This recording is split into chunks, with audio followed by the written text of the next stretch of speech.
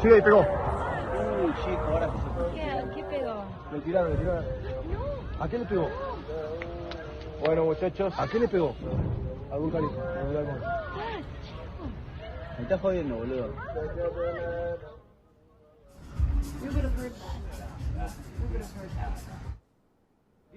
No veo nada yo. ¿A dónde está el avioncito, Ya boludo? se fue. Ahí está. Bajó, Ahí boludo. se vio.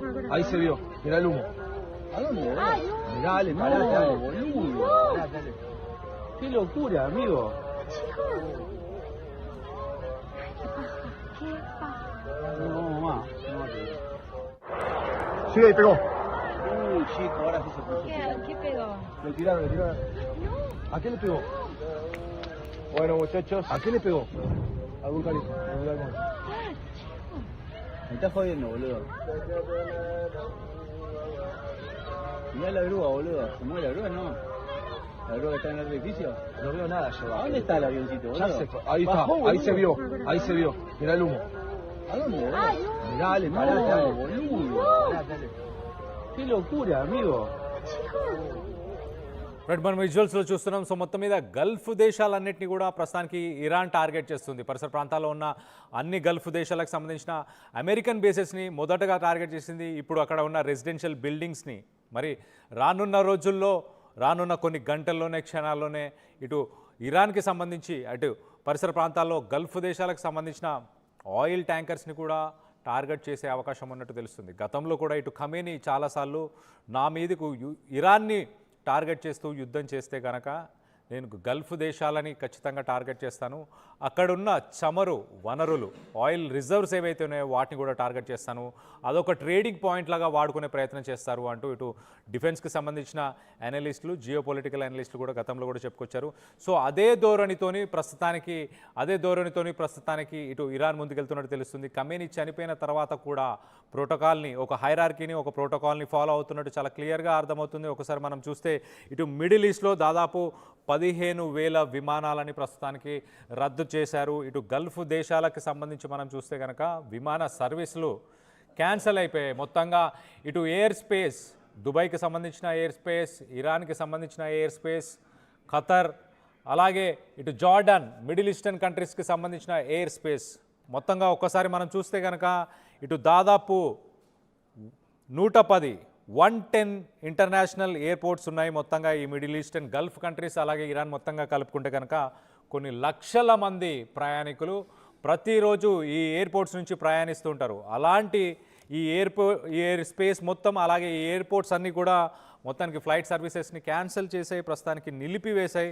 ఒకసారి మనం చూడొచ్చు ఇటు ఒక్కసారిగా ఈ air space నిలిచిపోవడం వల్ల ఇటు రవాణా శాఖకు కూడా కొన్ని లక్షల్లో కొన్ని కోట్లలో నష్టం జరుగుతుంది. అలాగే ఎట్ ద సేమ్ టైం ఇటు ఇండియాకి సంబంధించి మనం ఒకసారి మాట్లాడుకుంటే కనుక ఇండియా నుంచి ఇటు శంషాబాద్ ఎయిర్పోర్ట్ నుంచి కావచ్చు దాదాపు 25 విమానాలు ఆల్రెడీ రద్దయిపోయాయి. సో ఒకసారి చూస్తే కనుక దీని ఇంపాక్ట్ ఇంటర్నేషనల్ ఎయిర్ ట్రావెల్ పైన ఆల్రెడీ ఇటు యుక్రెయిన్ రష్యాకి సంబంధించిన యుద్ధం జరుగుతుంది, మరో పక్కన ఇటు ఆఫ్ఘనిస్తాన్ పాకిస్తాన్కి సంబంధించిన యుద్ధం జరుగుతుంది. ఈ యుద్ధాలు జరుగుతున్న సమయంలో మొత్తానికైతే ఇటు మిడిల్ ఈస్టర్న్ కంట్రీస్కి మొత్తంగా భారీ ఎత్తున ఇప్పుడు నష్టం అని చెప్పుకోవచ్చు. ఒక్కసారి మనం చూస్తే కనుక 15,000 విమానాలు రద్దు చేశారంటే ఆలోచించవచ్చు. 110 ఎయిర్పోర్ట్లని ప్రస్తుతానికి సస్పెండ్ చేశారు. దుబాయ్ ఇంటర్నేషనల్ ఎయిర్పోర్ట్ని కూడా టార్గెట్ చేస్తూ ఆ దుబాయ్ ఇంటర్నేషనల్ ఎయిర్పోర్ట్ పైన కూడా మిసైల్స్ ఇటు ఇరాన్ నుంచి మిసైల్స్ వచ్చాయి. మొత్తానికి దుబాయ్ ఇంటర్నేషనల్ ఎయిర్పోర్ట్ కూడా ప్రస్తుతానికి ఎయిర్పోర్ట్లో కూడా కొంత మంటలు చెలరేగాయి అంటూ కూడా ప్రస్తుతానికి వార్తలు వస్తున్నాయి. సో అక్కడ ఆల్రెడీ ఇటు ప్రికాషన్స్ తీసుకుంటూ ప్రివెంటివ్ మెజర్స్ కింద ఇటు గల్ఫ్ దేశాలకు సంబంధించిన వాళ్ళు ఇటు బుర్జ్ ఖలీఫాని ఖాళీ చేయించేశారు, అలాగే దుబాయ్ ఇంటర్నేషనల్ ఎయిర్పోర్ట్ని కూడా ఖాళీ చేయించేశారు. సో మొత్తం మీద ఇరాన్ ప్రస్తుతానికి విరుచుకుపడుతుంది, గల్ఫ్ దేశాలని ఉక్కిరిబిక్కిరి చేస్తుంది. మరి కొంతసేపట్లోనే ఇటు ఇరాన్కి సంబంధించి ఇటు గల్ఫ్ దేశాలకి సంబంధించిన ఆయిల్ రిజర్వ్స్ని నెక్స్ట్ టార్గెట్ చేయబోతున్నారా అన్న కోణంలో ప్రస్తుతానికి ఇప్పుడు విశ్లేషిస్తున్నారు. ఇటు అజీజ్ నాసిర్ జాదే ఇరాన్ రక్షణ మంత్రి, ఇరాన్ డిఫెన్స్ కౌన్సిల్ అని చెప్పుకోవచ్చు. ఇరాన్ డిఫెన్స్ కౌన్సిల్ చనిపోయాడు. ఇటు IRGC ఇటు ఇస్లామిక్ రెవల్యూషనరీ గార్డ్స్కి సంబంధించిన కమాండర్ కూడా చనిపోయారు. దీనికి సంబంధించిన లేటెస్ట్ బ్రేకింగ్ వస్తుంది. సో మొత్తం మీద ఇటు ఇరాన్కి సంబంధించిన టాప్ లీడర్స్, ఇటు ఖమేనీతో పాటు మినిస్టర్స్, అలాగే ఆర్మీకి సంబంధించి ఇటు డిఫెన్స్కి సంబంధించిన రక్షణ మంత్రి కానీ, అలాగే ఇటు ఇస్లామిక్ రెవల్యూషనరీ గార్డ్స్కి సంబంధించిన కమాండర్ కూడా చనిపోయాడు. ఇటు సౌదీ అరేబియాకి సంబంధించి బాంబుల వర్షం జరుగుతుంది. మనం ఇటు రైట్ సైడ్ మొదటి విజువల్లో మనం చూస్తున్నాం బాంబుల వర్షం. అక్కడ ఒక ఆయిల్ రిజర్వ్ పైననే ఆ బాంబు వేసినట్టు చూస్తుంది. ఒక్కసారి మనం మంటలు చూడొచ్చు. ఆ మంటలు ఎంతగా ఎగిసిపడుతున్నాయి, ఆకాశాన్ని అంటేలాగా ఆ మంటలు ఎగిసిపడుతున్నాయి. అలాంటి ఒక సిచ్యువేషన్ ప్రస్తుతానికి ఇటు సౌదీ అరేబియాలో ఉంది. ఆ సౌదీ అరేబియాకి సంబంధించిన ఆయిల్ రిజర్వ్స్ని మరి ప్రస్తుతానికి ఇరాన్ టార్గెట్ చేసిందా, అదే విధంగా కనిపిస్తుంది. అక్కడ మంటలు ఏమాత్రం కూడా తగ్గట్లేదు. ఒక ఆయిల్ రిజర్వ్ పైననే ఈ మిసైల్స్ కానీ ఈ బాంబ్స్ కానీ వేసినట్టు తెలుస్తుంది. సో మొత్తం మీద ఆ విజువల్స్ని మనం చూస్తున్నాం. ప్రస్తుతానికి సౌదీ అరేబియాకి సంబంధించిన విజువల్స్ చూస్తున్నాం. మరో పక్కన ఇటు రాత్రి సమయంలో జరిగిన దాడిలో రైట్ సైడ్ ఇంకొక బాక్స్లో మనం చూస్తున్నాం. ఇటు వెలిగిపోతున్న ఆకాశాన్ని చూడొచ్చు, చీకట్లో వెలిగిపోతున్న ఆకాశాన్ని.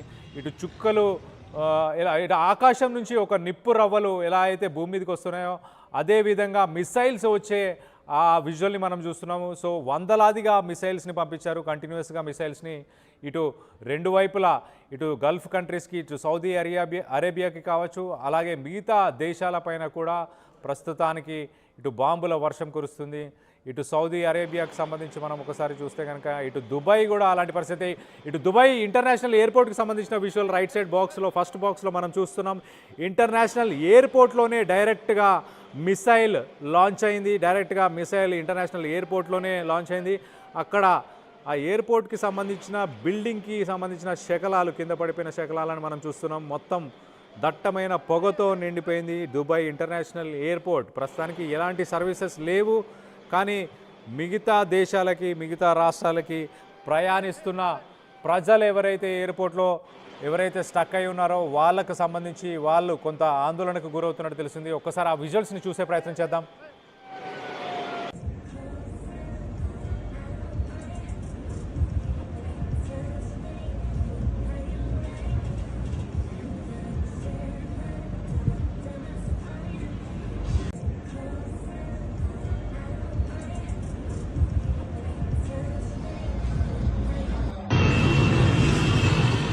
حركة المويه توسع.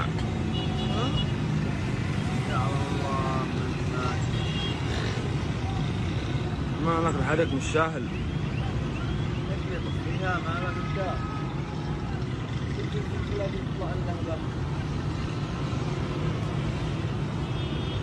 يا رب جاوي حتى لعندنا حسام، لعندنا الان نحن نصور. ايوه اصبر جاوي. مالك كله غاز وبترول.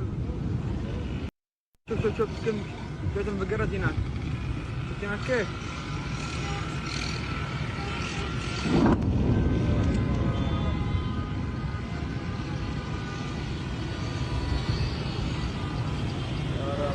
يا رب استر يا رب.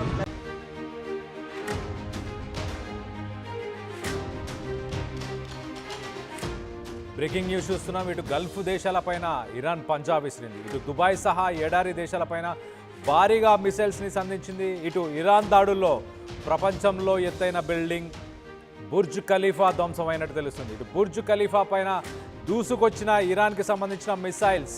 ఇటు ఇరాన్ దాడులపై అప్రమత్తమైన ప్రభుత్వం ముందు జాగ్రత్తగా ఇటు బుర్జ్ ఖలీఫాను ఖాళీ చేసిన అధికారులు. దానికి సంబంధించిన విజువల్స్ని మనం చూస్తున్నాం. ఇటు బుర్జ్ ఖలీఫా పక్కనే ఉంటున్న మరొక బిల్డింగ్ బుర్జ్ అల్ అరబ్ అనే బిల్డింగ్ పైన ఆల్రెడీ ఇటు మిసైల్స్కి సంబంధించిన డెబ్రిస్ శకలాలు పడి మొత్తానికైతే అక్కడ మంటలు వ్యాపిస్తున్నాయి.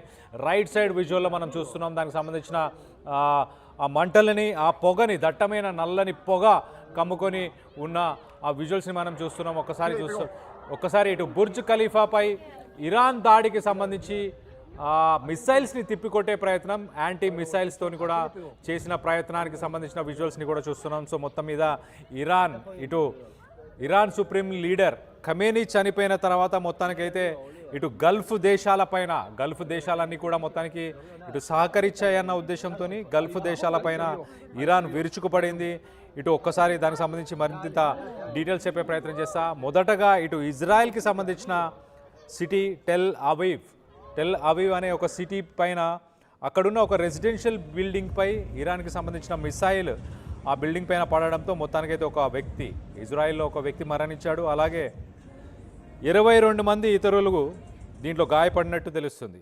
మరోపక్కన ఇటు లెబనన్ బార్డర్ అలాగే గాజర్ అనే ప్రాంతంలో ఎయిర్ రేడ్ సైరన్స్ మొత్తానికైతే ఇటు ఇజ్రాయెల్కి సంబంధించిన నార్థన్ బార్డర్ పరిసర ప్రాంతాల్లో కూడా సైరన్స్ మోగాయి. అక్కడ మిసైల్స్ కూడా స్ట్రైక్ అయినట్టు కూడా తెలుస్తుంది. సో మొత్తానికి వాటిని ఇటు ఇజ్రాయెల్కి సంబంధించిన iron dome defence, air defence system వాటన్నిటిని కూడా న్యూట్రలైజ్ చేసే ప్రయత్నం చేసినట్టు తెలుస్తుంది. మరో పక్కన ఇటు యునైటెడ్ అరబ్ ఎమిరేట్స్, ఒకసారి దుబాయ్కి సంబంధించి ఒక్కసారి మనం చూస్తే కనుక దుబాయ్లోని ఇంటర్నేషనల్ ఎయిర్పోర్ట్ పైన కూడా ఇటు ఒక మిసైల్ వచ్చి మిసైల్స్ తగిలినట్టు తెలుస్తుంది. మంటలు అంటుకున్నాయి ఇటు దుబాయ్ ఇంటర్నేషనల్ ఎయిర్పోర్ట్లో అంటూ కూడా వార్తలు వస్తున్నాయి. సో మొత్తం మీద ఇటు కొంత బుర్జ్ అల్ అరబ్ అలాగే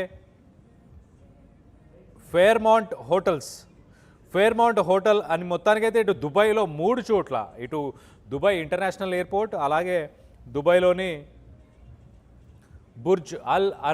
బుర్జ్ ఖలీఫా పరిసర ప్రాంతాల్లో ఉన్న బుర్జ్ అల్ అరబ్ అలాగే ఇటు ఫేర్మౌంట్ హోటల్స్, ఈ 3 ప్లేసెస్లో దుబాయ్కి సంబంధించి ఈ 3 ప్లేసెస్ అలాగే అబుదాబిలో కూడా ఇటు మిసైల్స్తో దాడులు చేసినట్టు తెలుస్తుంది. అబుదాబిలో ప్రస్తుతానికి 2 చనిపోయారు.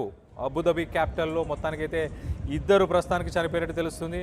ఇటు United Arab Emirates government defence systems అన్నీ సక్సెస్ఫుల్గా వస్తున్న మిసైల్స్ని ఇంటర్సెప్ట్ చేస్తున్నాయి అంటూ చెప్పుకొచ్చే ప్రయత్నం చేశారు. ఇప్పటిదాకా దాదాపు 137 మిసైల్స్ ఇటు దుబాయ్ వైపు వచ్చాయి. అలాగే 209 డ్రోన్స్ కూడా